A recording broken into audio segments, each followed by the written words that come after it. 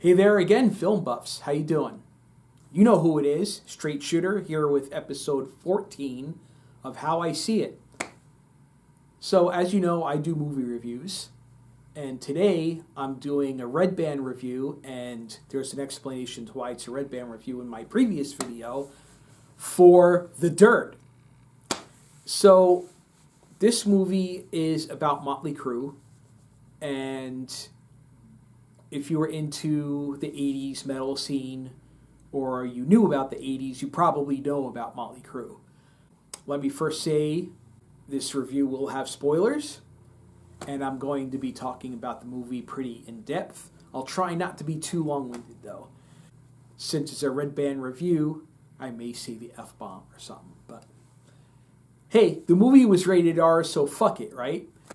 Motley Crue was a band that I used to like.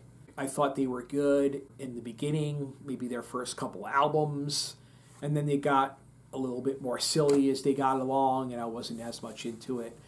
But the thing about Motley Crue is whether they're one of your favorite bands or not one of your favorite bands, or you could take them or leave them, or you just can't stand them, there's no denying that the most interesting part about the band is their story.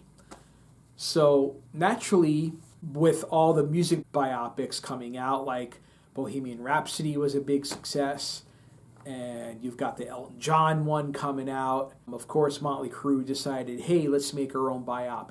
The movie is the story about Motley Crue, how they formed, how they got to where they were, all the heartaches along the way. And let me just say that, okay, I'm not going to sugarcoat this. The movie wasn't very good.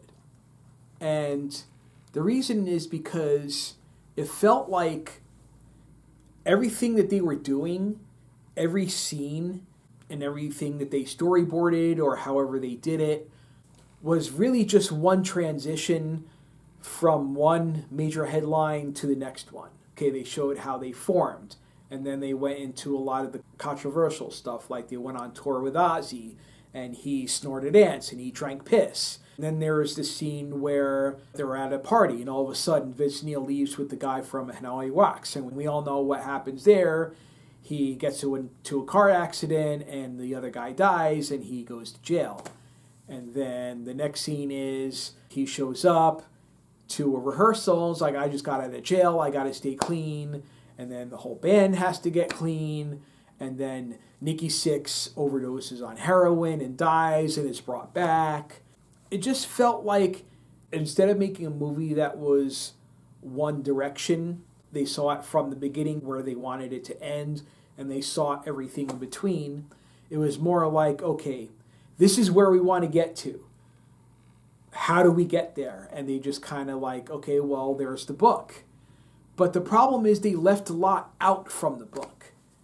And they just kept the stuff that most people already know. The deaths, the Ozzy tour, how they got signed. And there are even some liberties with that. There were a lot of things that were left out which I could go into, but rather than just list them all because it would be a lot, I'll just say that they left a lot out. The acting itself was okay.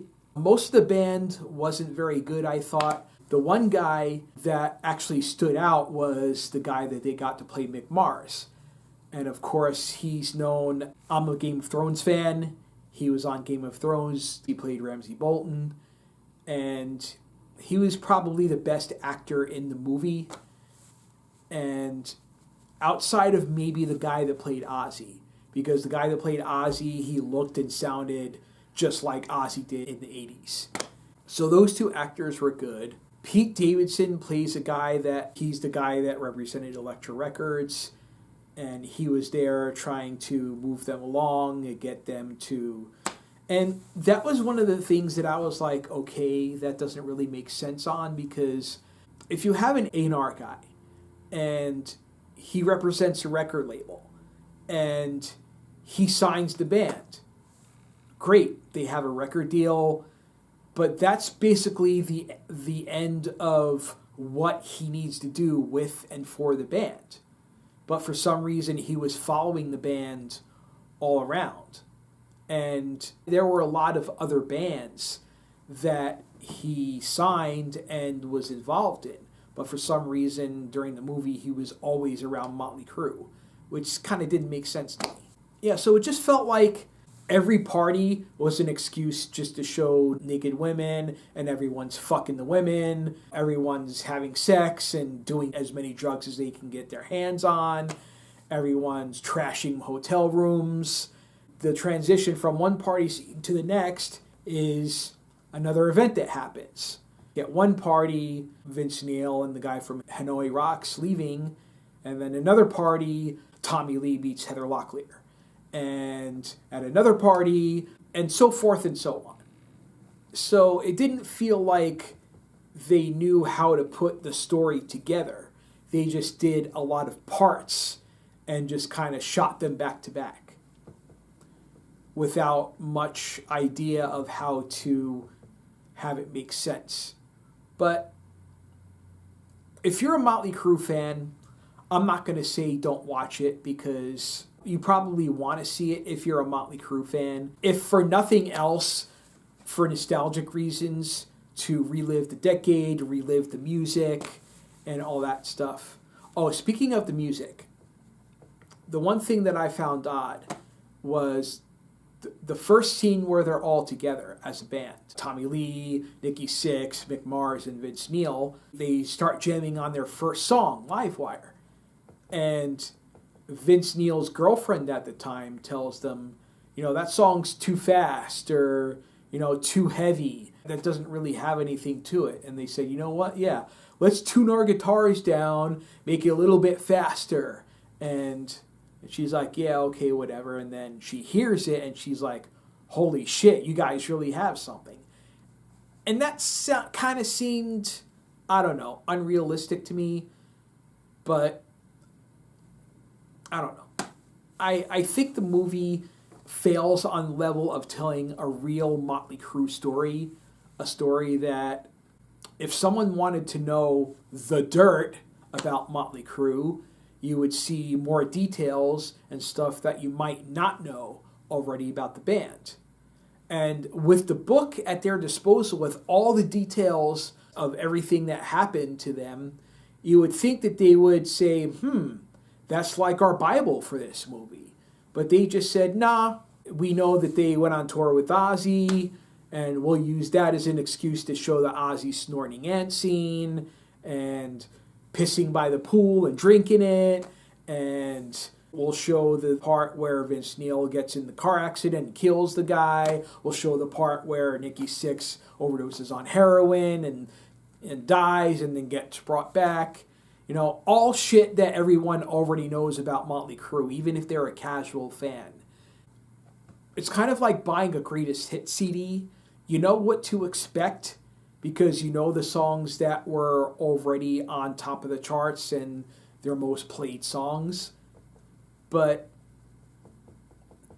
I'm the kind of guy that I would want to hear deeper cuts. Like, Queen's Greatest Hits is overplayed for me.